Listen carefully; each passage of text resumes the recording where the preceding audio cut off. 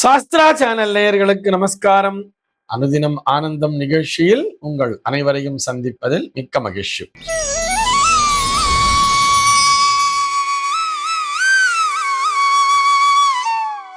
இன்று 7/3/2026 இந்த நாள் குறித்து பஞ்சாங்கம் என்ன சொல்றதுன்னு பார்க்கலாம் வாங்கோ. இன்றைய தினம் விஸ்வாவசு வருடம் மாசி மாதம் 23ஆம் தேதி சனிக்கிழமை. திதி பார்த்தோம்னா தேய்பிரை சதுர்த்தி திதி மாலை 7:17 வரைக்கும் இருக்கு. அதனைத் தொடர்ந்து தேய்பிரை பஞ்சமி திதியானது வந்து விடுகிறது. இன்றைக்கு நட்சத்திரம் பார்த்தோம்னா சித்திரை நட்சத்திரம்.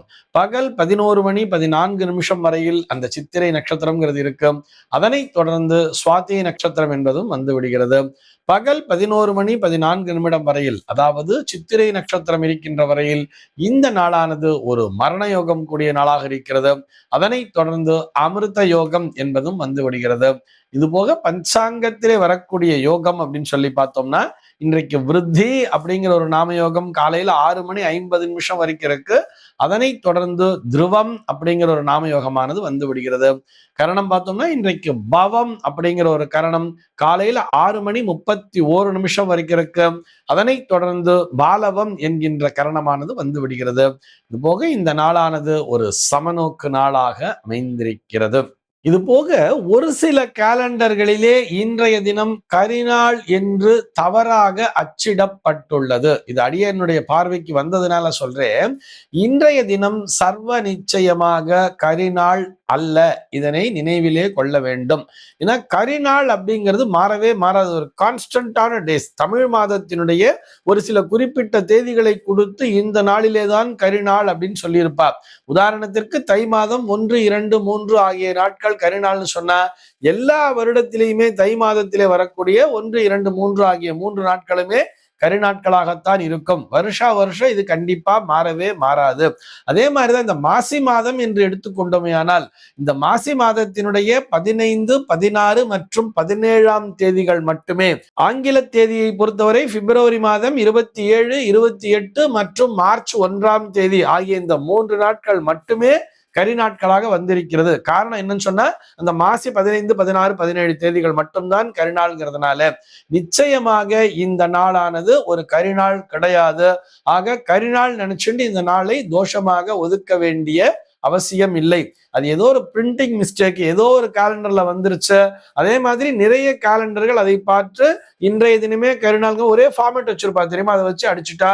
அதனால இன்னைக்கு கரிநாள் சொல்வது அது பிரிண்டிங் மிஸ்டேக் தான். அது பஞ்சாங்க ரீதியான தகவல் இல்லை என்பதை நன்றாக புரிந்து கொள்ள வேண்டும். சென்னையை பொறுத்தவரை இன்றைய தினத்தினுடைய சூரிய உதயம் என்பது காலை 6:24 சூரிய அஸ்தமனம் என்பது மாலை 6:15 சந்திர அஸ்தமனம் என்பது காலை 8:49 சந்திர உதயம் என்பது இரவு 9:35 சம்பவிக்கிறது. பிரம்ம முகூர்த்தம் பார்த்தோம்னா நாளைய தினம் அதிகாலை 4:47 முதல் காலை 6:24 வரையில் நீடித்திருக்கிறது.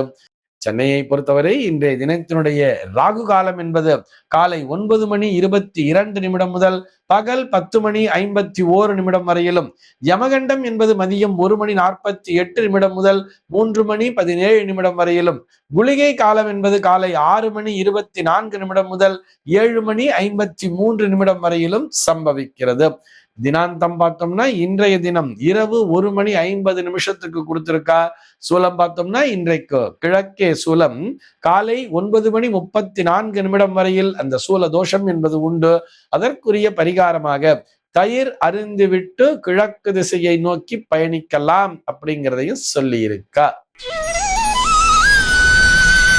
நமது சாஸ்திரா சேனலில் திருக்கோவிலூர் KB ஹரிபிரசாத் சர்மா அவர்கள் வழங்கும் தினசரி பஞ்சாங்க குறிப்பு, ஆன்மீகம் மற்றும் ஜோதிட தகவல்களை உள்ளடக்கிய நிகழ்ச்சி அனுதினம் ஆனந்தம்.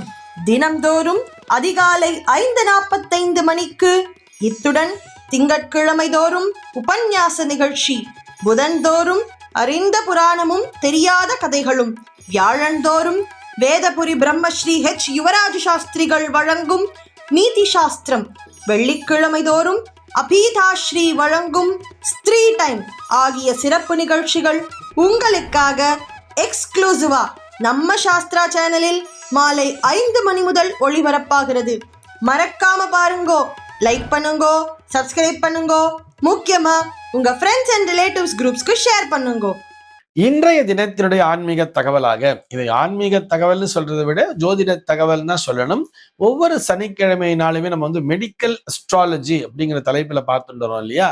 அந்த வரிசையிலே இன்னைக்கு என்ன பார்க்க போறோம்னு சொல்லி பார்த்தோம்னா, இந்த பாதங்களில் வெடிப்பு உண்டாகுதே, இதை பற்றி சொல்லுங்க சார் அப்படின்னு சொல்லி நிறைய நேயர்கள் கேட்டுக்கொண்டே இருந்தார்கள். பாதங்களில் வெடிப்பு உண்டாவதற்கு எந்த கிரகம் காரணம், இது போக ஜாதகத்திலே வரக்கூடிய எந்த பாவகம் காரணம் என்பதுதான் இவர்களுடைய கேள்வியாக அமைந்திருக்கிறது. அதை பற்றி நம்ம இந்த மெடிக்கல் அஸ்ட்ராலஜில விரிவாகவே பார்க்கலாம். நிறைய பேருக்கு பார்த்தோம்னா காலில் இந்த பாலமா வெடிச்சிருக்கும் தெரியுமா? அவர்கள் பார்த்தோம்னா ஹார்ட் ஒர்க்கர்ஸ் நிறைய பேர் இருப்பா, சேத்திலேயே எப்ப பார்த்தாலும் வேலை பார்த்துட்டு இருக்கிறவா இருப்பா. அவர்களுடைய பாதங்கள்லாம் வெடிப்பு வர்றதுல அதுல ஒன்றும் ஆச்சரியம் இல்லை.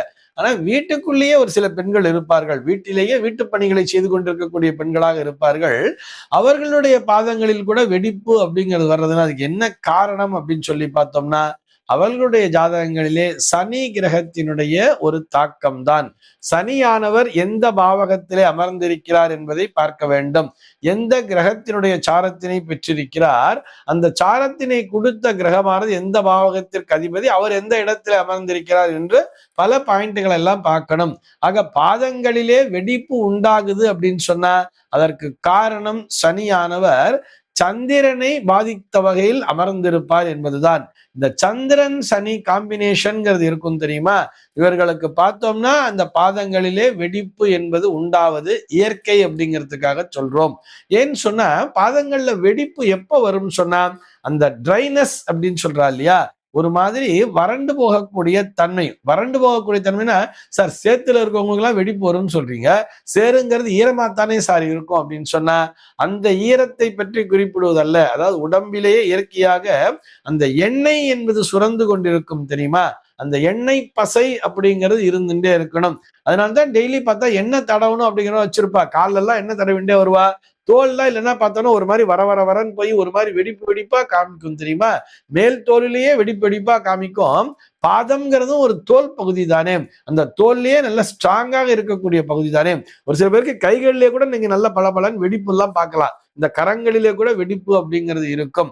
இந்த மாதிரி கரங்களிலே வெடிப்பு இருப்பதற்கும் காரணம் இந்த சனி சந்திரனுடைய ஒரு சேர்க்கை தான் அப்படிங்கிறதையும் பார்க்கலாம்.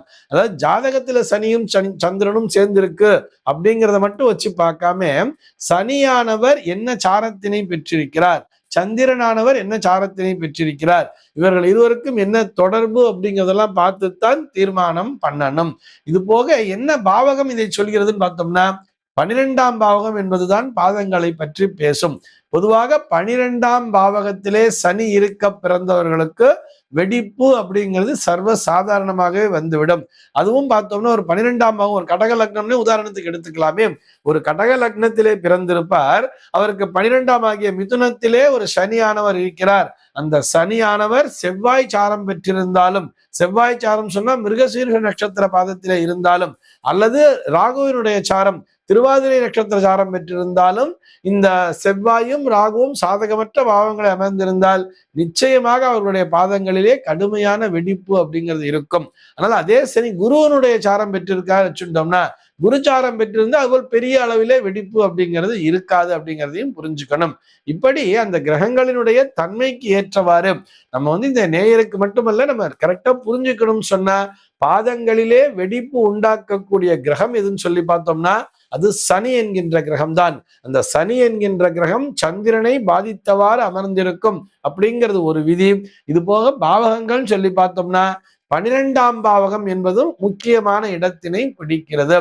மேற்தோல்ல கூட வரன்னு வெடிச்சுட்டே போகும். தொடர்ந்து என்ன தடவிண்டே இருக்கணும், டெய்லி என்ன தடவிண்டே இருப்பார். சில பேர் பார்த்தோம்னா ஒரு நாள் என்ன தடவலாம் கூட மறுநாள் பார்த்தோம்னா அங்க தோல்லாம் பார்த்தோம்னா தோல்லையே வரன்னு ஒரு மாதிரி வெடிப்பா வந்துடும் தெரியுமா? அவர்களால் ரொம்ப கஷ்டப்படுவா. அவங்க எல்லாம் பார்த்தோம்னா அவர்களுக்கு இயற்கையாகவே உடம்பிலேயே அந்த எண்ணெய் சுரக்கக்கூடிய தன்மை என்பது குறைவாக இருக்கும்.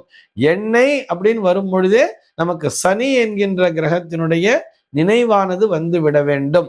அந்த எண்ணெய் பசை குறைவாக இருப்பதால் நீரானது கடுமையாக இழுக்கப்படுகிறது. அந்த நீர் இழுக்க இழுக்க இழுக்க உடம்புல வரப்பு தன்மை, அந்த வறட்டுத்தன்மை அப்படிங்கிறது வந்துடுறது. அதனால அது வெடிப்பா வர்றது. இவ்வளவுதான் அங்க லாஜிக் அப்படிங்கிற விஷயம். எண்ணெய் இயற்கையாகவே சுரந்து கொண்டிருக்கிறது. உடம்பிலே அந்த எண்ணெய் பசை அப்படிங்கிறது இருக்கு அப்படின்னு சொன்னா இது போல அந்த வெடிப்பு அப்படிங்கிறது வராது தானே. அதுக்குதான் இந்த குழகுழப்புக்காக இந்த கிரீம் எல்லாம் கொடுத்துருப்பா. இந்த கிரீமை தடவுங்க, அந்த கிரீமை தடவுங்க, இதெல்லாம் தடவுனா சரியா போயிடும் அப்படிங்கிற மாதிரி எல்லாம் சொல்லி இருப்பா. இது எல்லாவற்றையும் விட தினசரி நம்ம உடம்புல எண்ணெயை தேய்ச்சிட்டு வந்தாலே இந்த பிரச்சனைக்கு தீர்வு என்பது கிடைக்கும். இது போக ஆகாரத்திலே இந்த மாதிரி அந்த பாதங்களிலே வெடிப்பு அப்படிங்கிறது அதிகமா இருக்குது, மேற்தோல்ல வெடிப்புங்கிறது அதிகமா இருக்குன்னு சொன்னா நல்லெண்ணெயை இவர்கள் தொடர்ந்து பயன்படுத்தி வர வேண்டும்.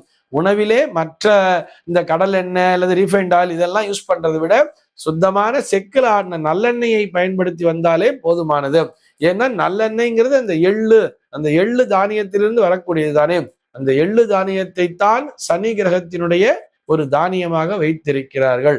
அப்படி இருக்கும்பொழுது நல்லெண்ணெயை மட்டுமே உட்கொண்டு வருபவர்களுக்கு இந்த வெடிப்பிலிருந்து ஒரு நிவாரணம் அப்படிங்கிறது கிடைக்குங்கிறதுக்காக சொல்லிக்கிறோம். இந்த தகவலோடு இன்றைய தினம் உங்களிடமிருந்து நான் விடைபெற்றுக் கொள்கிறேன். மீண்டும் உங்கள் அனைவரையும் நாளைய தினம் ஒரு புதிய தகவலோடு சந்திக்கிறேன். அன்பர்கள் அனைவருக்கும் அனுதினமும் ஆனந்தமாய் அமைய பிரார்த்திக்கிறேன்.